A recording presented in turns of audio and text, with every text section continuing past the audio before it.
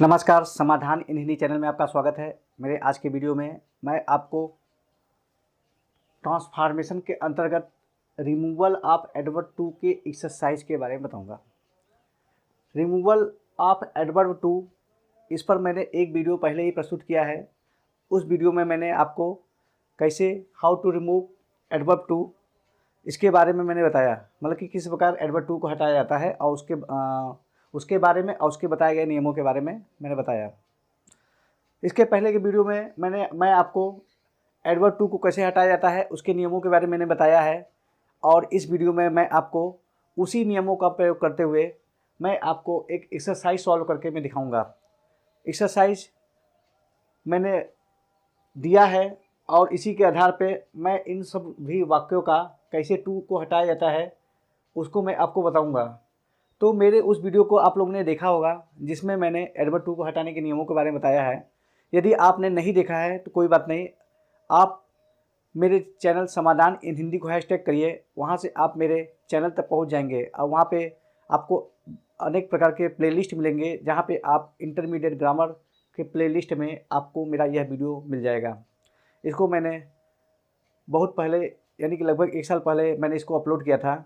आप लोग उस वीडियो को देख सकते हैं। इस वीडियो में मैं आपको इस पर आधारित एक एक्सरसाइज सॉल्व करके मैं दिखाऊंगा। तो चलिए अब मैं शुरू करता हूं अपना वीडियो, अपना टॉपिक, जो कि ट्रांसफॉर्मेशन के रिमूवल ऑफ एडवर्ब टू पर आधारित है। इसमें मैं आपके सामने कुछ सेंटेंस मैंने आपके सामने प्रस्तुत किया है। इस सेंटेंस में से हमको TOO को हटाना है। तो TOO को हटाने के लिए मैं क्या नियम लग रहा है इसके बारे में चर्चा कर चुका हूं। तो उसी सिलसिले में मैं आपसे इस वीडियो में मैं टू को कैसे हटाया जाएगा इसके बारे में चर्चा करूंगा। तो पहला जो मेरा सेंटेंस है, he is too weak to move. He is too weak to move, यानी कि वह, इसका पहले अर्थ बता देते हैं, वह इतना ज़्यादा कमज़ोर है टू मूव, मतलब कि चलने के लिए, मतलब चलने के लिए बहुत ज़्यादा कमज़ोर है। तो यहाँ टू को हटाना है। तो इस टाइप के वाक्य में जहाँ पे देखिए TOO भी आया है, टू भी आया है, और इसमें जो है मूव जो है वो सब्जेक्ट के लिए है।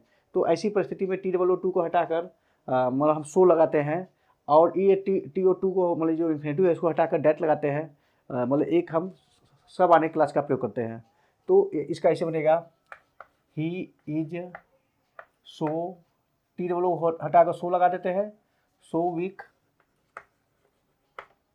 डैट। अब यहाँ पे सब्जेक्ट ही है, और यहाँ पे कैन नॉट या कुड नॉट का प्रयोग करेंगे। तो चूंकि यह प्रेजेंट टेंस है, इसे कैन नॉट का प्रयोग करेंगे। ही कैन नॉट मूव, इस तरह से बनेगा। ही is so big that he can not move, इसका अर्थ हुआ वह इतना कमज़ोर है कि वह चल नहीं सकता। दूसरा देखिए, he is too proud to beg, मतलब कि वह इतना अहंकारी है कि वह मांग नहीं सकता, इसका मतलब ये हुआ। तो इसी टाइप का ये भी वाक्य है, तो इसको ऐसे बनाएंगे, he is so proud that, यहाँ सब्जेक्ट ही होगा, ही कैन नॉट ही होगा, कैन नॉट बेग, मतलब कि वह इतना अहंकारी है कि वह भीख नहीं मांग सकता। तो इस जैसे फर्स्ट सेंटेंस है वैसे सेकंड सेंटेंस है। अब थर्ड सेंटेंस देखिए, she is too fat to sit properly, मतलब कि वह इतनी मोटी है कि वो ठीक से बैठ नहीं सकती। तो इसको हम ऐसे बनाएंगे, सी इज, टू को सो में बदल देंगे, सो फैट डैट। अब यहाँ पे सब्जेक्ट क्या है, सी है, तो हो जाएगा सी, और कैन नॉट ही लगेगा, प्रेजेंट टेंस है, she can not sit properly, इस तरह से बनेगा। नेक्स्ट है, my brother was too weak to carry the box. यहाँ पे भी कैरी माई ब्रदर ही करेगा। सब्जेक्ट जो कैरी है वह सब्जेक्ट माई ब्रदर के लिए यूज़ किया गया है। तो यहाँ पे देखिए, मेरा भाई टू वीक, इतना कमज़ोर था कि वह बॉक्स को कैरी नहीं कर सकता, ले नहीं जा सकता। तो यहाँ पे वाज लगा है, ध्यान दीजिए, पास्ट टेंस है, इसका ऐसे होगा, माई brother was so weak that. अब यहाँ पे सब्जेक्ट ही होगा और यहाँ कुड नॉट होगा, क्योंकि यहाँ पे ये पास्ट टेंस है वाज। तो he could not carry the box, इस तरह से हो जाएगा। नेक्स्ट है the mountain is too high for me to climb on it, मतलब कि पहाड़ जो है हम मेरे लिए इतना ऊंचा है कि मैं इस पर चढ़ नहीं सकता। इसका अर्थ ये हुआ पहाड़ इतना ऊंचा है कि मैं इस पर चढ़ नहीं सकता। यहाँ पे देखिए, यहाँ पे थोड़ा सा डिफरेंट है। यहाँ टू हाई के बाद फॉर लगा है, कोई कंजक्शन का प्रयोग किया, कोई प्रीपोजिशन का प्रयोग किया गया है। तो ये प्रीपोजिशन का प्रयोग किए जाने के कारण इसका जो सेंटेंस बनेगा, इसमें हम इस प्रकार से बनाएंगे the mountain is so high, या फार मी लगा भी सकते हैं और नहीं भी लगा सकते हैं। मैं लगा देता हूँ फार मी डैट। अब यहाँ पे देखिए, यहाँ सब्जेक्ट वही होगा जो प्रीपोजिशन के बाद है। तो मी का सब्जेक्ट होगा आई, तो हो जाएगा I can not climb on it, इस तरह से होगा कि मैं इस पर नहीं चढ़ सकता। तो यहाँ पे जो फॉर मी है, आप इसको सेंटेंस में लिख भी सकते हैं और इसको हटा भी सकते हैं, इससे कोई वाक्य पे प्रभाव नहीं पड़ने वाला है। लेकिन यहाँ पे आपको सब्जेक्ट वही लिखना है जो प्रीपोजिशन के बाद वाला हो। तो जैसे मी है तो मी का सब्जेक्टिव फॉर्म आई होता है। नेक्स्ट है the diamond is too costly to be purchased. तो यहाँ पे देखिए, ये पैसिव वॉइस में है टू बी परचेस्ड, क्योंकि डायमंड जो होता है इतनी ज़्यादा कीमती है, टू बी परचेज की इसको ख़रीदा नहीं जा सकता है, इसको ऐसे समझना चाहिए। तो यहाँ पे देखिए, डायमंड जो होता है कोई निर्जीव वस्तु है, तो निर्जीव वस्तु के लिए ईट का हम प्रयोग करेंगे सब्जेक्ट रूप में। तो इसका हो जाएगा the diamond is so costly that it, यहाँ पे इट हुआ subject, can not be purchased, बाकी ऐसे लिख देंगे। नेक्स्ट जो है वह है the problem is too difficult to solve. यहाँ पे प्रॉब्लम भी देखिए, ये निर्जीव है, समस्या इतनी कठिन है कि सॉल्व नहीं कर सकते। तो निर्जीव है, तो यहाँ पे भी हम इधर वाला जो वाक्य है उसको पैसिव वॉइस बना कर करते हैं, क्योंकि निर्जीव वस्तु जो होता है उसको पैसिव के रूप में हम इसको लिखना पड़ेगा। तो क्योंकि इससे वाक्य तभी संतुष्ट होगा, सही होगा। तो इसका हो जाएगा द प्रॉब्लम, समस्या जो है, इज सो डिफ़िकल्ट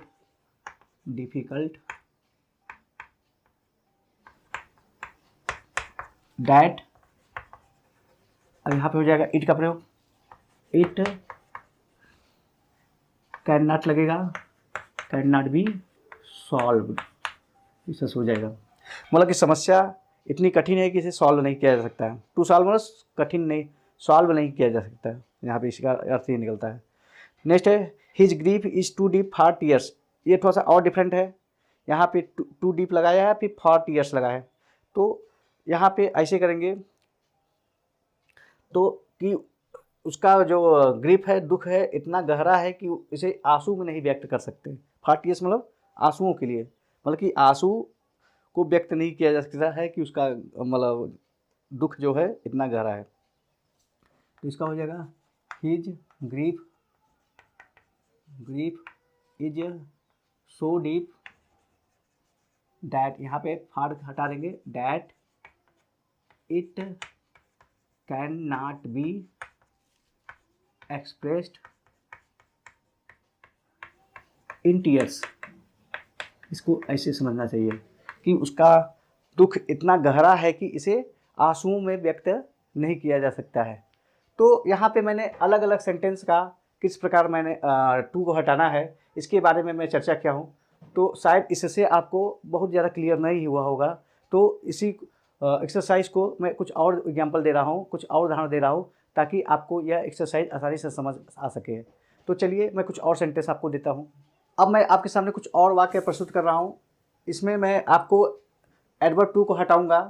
तो यहाँ पे देखिए, जो अगला वाक्य है सी इज़ टू वीक, तो अगर इस टाइप का अगर वाक्य आता हो तो इसको हम तीन प्रकार से सॉल्व कर सकते हैं। जैसे एक ऐसे हो सकता है सी इज, कंपेरेटिव डिग्री का प्रयोग करके, she is weaker than it is proper, it is proper, एक यह तरीका हो सकता है। और एक तरीका होता है she is weaker than she should be, she should be, एक तरीका ये होता है। और एक होगा she is weak beyond the proper limit, beyond the proper limit. ये 3 प्रकार से हम इस वाक्य को सॉल्व कर सकते हैं। तो आप इसमें से किसी भी विधि का आप प्रयोग कर सकते हैं। और इस टाइप का वाक्य जिसमें केवल टू हो, ओनली टू, तो इसको हम इस तरह से हल कर सकते हैं। इसी प्रकार ये है इट इज़ टू सरप्राइजिंग, तो इसको भी इसी 3 प्रकार से बना सकते हैं। It is more surprising, surprising than it is proper, एक ये तरीका हो सकता है। और it is surprised, it is surprising beyond the proper limit, beyond the proper limit, ये एक तरीका ये हो सकता है। या इसको ऐसे बना सकते हैं इट इज एक्सट्रीमली सरप्राइजिंग, इस तरह से बन सकता है। तो अगर इस टाइप के वाक्य हो तो उसको 2-3 तरीके से मैं बना सकता हूँ। तो चाहे आप किसी भी विधि का प्रयोग करके आप अपने ज्ञान में उसको कन्वर्ट कर सकते हैं और टू को हटा सकते हैं। तो जैसे नेक्स्ट है I am too bad to be a successful driver, तो मैं इतना बुरा हूँ कि मैं सक्सेसफुल ड्राइवर नहीं बन सकता। तो इसका हो जाएगा I am so bad that I, यहाँ पे आई सब्जेक्ट होगा, could not be a successful driver, इस तरह से बन जाएगा। अगला है the box is too heavy for me to lift, उसी प्रकार का वाक्य है। द इसका हो जाएगा द बॉक्स, यहाँ देखिए फॉर मी लगा है, the box is so heavy, the box is so heavy for मी, हटा भी सकते हैं मी को और नहीं भी, फॉर मी डैट आई, यहाँ पे मी का आई हो जाएगा सब्जेक्ट आई। अब यहाँ पे कैन नॉट लगेगा, कैन नॉट लिफ्ट, मतलब बॉक्स मेरे लिए इतना भारी है कि मैं इसे उठा नहीं सकता। नेक्स्ट है he is too eager for praise, इसको ऐसे बनाएंगे he is so eager that it can not be expressed in praise, in praise, ये उसी प्रकार का वाक्य है जैसे मैंने 40 ईयर्स वाला जो एग्जाम्पल दिया था, उसी प्रकार का वाक्य है। नेक्स्ट है it is too hard to help, मतलब इसका हो जाएगा it is so hard that it can not help, इस तरह से हो जाएगा। तो आज के वीडियो में इतना ही। अब मैं आपसे विदा लेता हूँ, अगली बार फिर मिलेंगे एक नए वीडियो एक नए टॉपिक के साथ। तब तक के लिए नमस्कार।